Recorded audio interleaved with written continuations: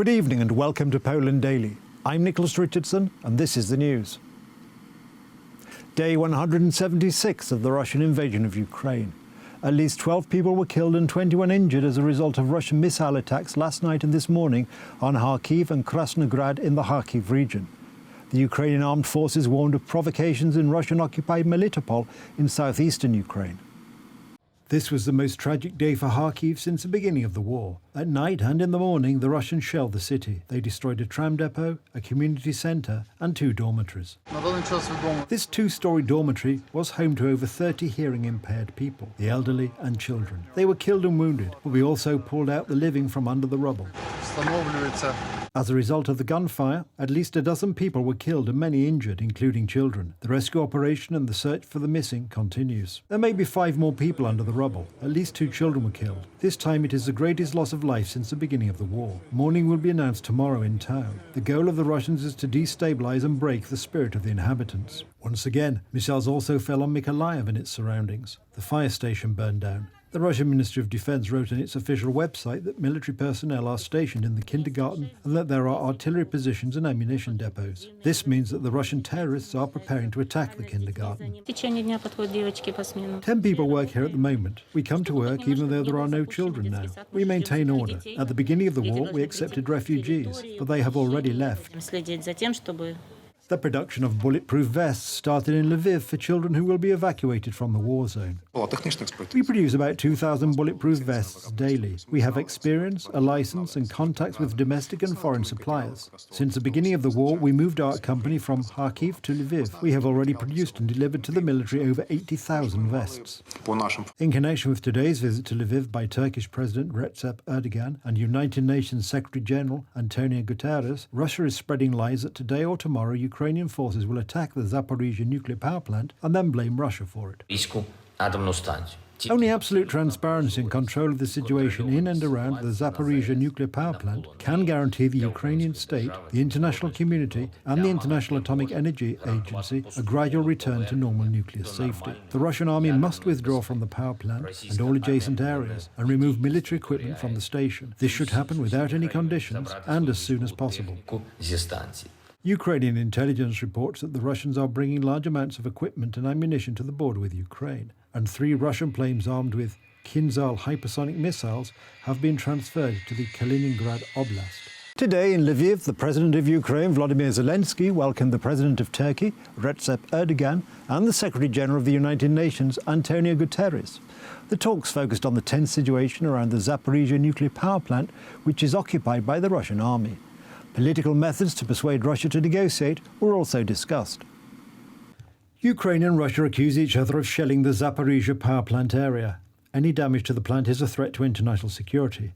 According to Antonio Guterres, the visit of the inspectors of the International Atomic Energy Agency in Zaporizhzhia is necessary. Meanwhile, President of Turkey Recep Tayyip Erdogan was to propose a temporary ceasefire and initiate diplomatic action between the Russian President Vladimir Putin and the Ukrainian President Volodymyr Zelensky. Negotiations would take place in Istanbul. The talks in Lviv are still underway.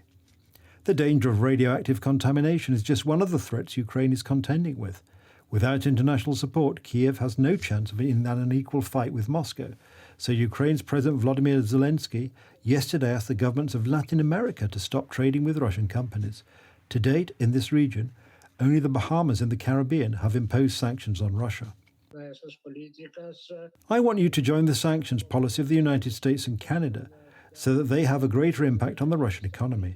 Do not continue trading with Russia so that the Russians understand that this war has consequences. President of Colombia, Manuel Santos, agrees with the position of President Volodymyr Zelensky. During his visit to Kiev on Tuesday, he addressed the leaders of the countries that have not yet responded to the Russian invasion of Ukraine. Not only your war, it's a war of every country that cherishes its sovereignty. Because what happened to you could happen to any country. And this message must be reiterated. The course of the war is affecting the efficiency of Ukrainian transport. Grain exported from Ukraine goes to Africa and South America. Interruptions in the supply of raw materials may, according to experts, convince countries that have been undecided so far to impose sanctions against Russia. There is already talk of sanctions. Undoubtedly, food issues affect the whole world. They can be used by the Russian side, and the same is happening with the energy sector. The effects of the war in Ukraine also affect Europeans. Germany will introduce a new tax for households. It is intended to relieve state-owned companies from the costs that are a consequence of the withdrawal from Russian gas. For ordinary citizens, this means higher bills. This fee is the fairest way to spread the costs we are currently dealing with. The increase will protect us from the collapse of the German energy market, and with it the collapse of a large part of the European market. Meanwhile, rising energy prices and gas supply shortages are worrying the people of Konrendorf in northern Germany. The mayor of the town has created his own heating network, to which nearly 50 households have been connected. The local network uses wood waste that is unsuitable for use in the wood industry. We did not see it as an opportunity to save money. The local heating system is old, so we decided to replace it. It is obvious that oil will not be cheaper in the near future, but rather it will become more expensive. 15,000 litres are used up relatively quickly. This alternative provides a real solution. The heating material is practically around the corner. It is local, it grows back. This prompted us to take advantage of this solution. We made a decision right away. Now, when we hear information in the news that gas is getting more expensive, or that it is not known how much gas will arrive, we are just making sure it was the right decision. The uncompromising attitude of the Kremlin in continuing the criminal war in Ukraine has contributed to the separation of Russia from world trade, the monetary system, as well as from culture and art. The Estonian government has decided to remove all public Soviet monuments in Narev, located on the Estonian-Russian border. The presence of microorganisms in the Oder River has been confirmed. The so-called golden algae may have contributed to the death of fish and mussels in the river. Earlier, German scientists had put forward such a hypothesis. According to them, the Oder is the home to toxic species of algae that should not be present there and which are usually found in slightly saline waters. The results of a study by our experts from the Inland Fisheries Institute indicated the presence of microorganisms, golden algae, in the Oder River water. Their bloom can cause the appearance of toxins that kill fish and mussels. They are not harmful to humans. More information is coming soon. Algae appear under specific conditions and can produce toxins under specific conditions. It is not only a matter of the appearance of algae, but more salinity and lower water levels, the kind of water that just flows less and therefore does not filter properly. The concentration can be high.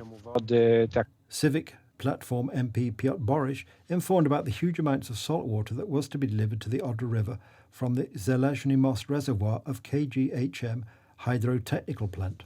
Between the 29th of July and the 10th of August, these discharges took place cyclically, in accordance with the permit. They were even below the standard water discharge level. This is mostly salt water that ends up in the Oder River. KGHM's representatives explained that the discharges were minimal and had no impact on the contamination. Our water permit obliges us to adjust the amount of discharge to the water level in the Oder River. Depending on the level of the water in the Oder, we have to adapt so as not to change the parameters of the river in any way. After yesterday's parliamentary committee, today the issue of the environmental disaster on the Oder River was taken up by the Senate Special Committee on Climate Affairs. The president of Polish Waters was dismissed immediately, and yesterday it was rumoured that he is on vacation. In this case, as a committee, let's ask directly. I would like to ask this question directly to Minister Ozdoba. Was the president of Polish Waters dismissed or not? On Friday, Prime Minister Mateusz Morawiecki announced the resignation of the Chief of Polish Waters, Przemysław Dacy, and the Chief Inspector of Environmental Protection, Michał Miszczak. Deputy Minister of the Environment Jacek Ozdoba said that the decision to dismiss Miszczak was too quick. The spokesman for Law and Justice, Radosław Fogiel, referred to these words. Teraz należy się skupić na czym innym, a nie na dyskusjach personalnych, na ocenę, kto, jak... The press centre of the West Pomeranian Voivod announced the extension of the ban on using the waters of the Oder until the 25th of August. That's the news. Thank you for watching. Stay with us for the weather, Poland Daily Business and more programmes. But from me, it's have a good night and a better tomorrow.